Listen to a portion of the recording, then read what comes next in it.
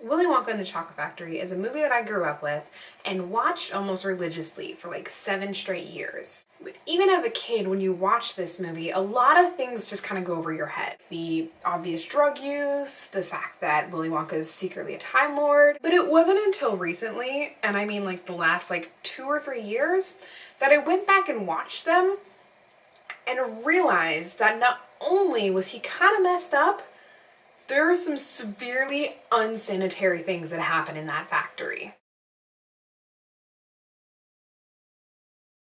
When Augustus first falls into the river, he, for a split second, is actually concerned. His concern quickly turns to sarcasm and a deliberate lack of enthusiasm. But really, this is when he should have freaked out. Fudge at its highest reaches 238 degrees Fahrenheit. That temperature is nowhere near extreme enough to liquefy his fat, muscles, internal organs.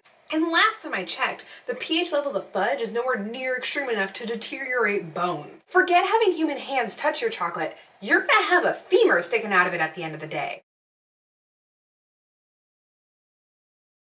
So Violet is my favorite. The entire scene, starting from her chewing to them wheeling her away, takes 2 minutes and 31 seconds. The rate in which she swells doesn't give enough time for her skin to properly adapt. Therefore, it's stretching and stretching and it's gonna have a lot of resistance because it's happening so quickly. And because there's so much resistance, that stuff is gonna go everywhere. We don't really know how it can be transmitted, but what we do know is that whatever it is, it's about to be all over this room.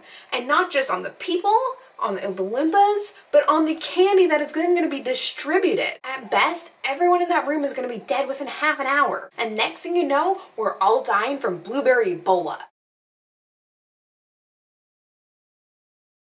So, as if Violet wasn't disgusting enough, Verrucas actually creeps me out even further. She gets dropped down into the furnace, which, as weird as this sounds, at first didn't alarm me because, well, at least her body will be properly disposed of. Your average garbage incinerator is going to reach 850 degrees Fahrenheit at its highest. And a lot of it is flash burning, so it happens really quickly at intense high heat. You know, at first I thought, cool, great, that's hot enough. You can properly hide the evidence. But no. When bodies are typically cremated, they're burned between 1400 degrees Fahrenheit and 2100 degrees Fahrenheit. That's more than double what the garbage incinerator is. You know what? I'll be fair. This wasn't a health code violation. So you win this one, Wonka. However, you do have a charred body in your garbage.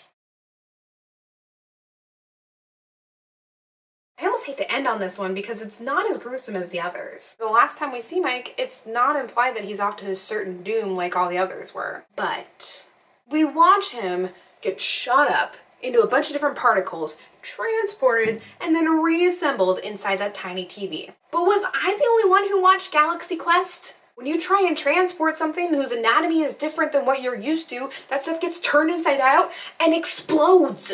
Now, obviously that didn't actually happen to Mike. We watch him get broken up into different particles and moved to the other side of the room and then put back together in a very tiny piece. You can't tell me that when this kid is broken up into millions and millions of pieces and then transported across the room and reassembled, there isn't a fragment of him that's left behind. We know that Wonka's using this to transport chocolate. So you have those little particles of Mike flying up above and then they're going to be reassembled.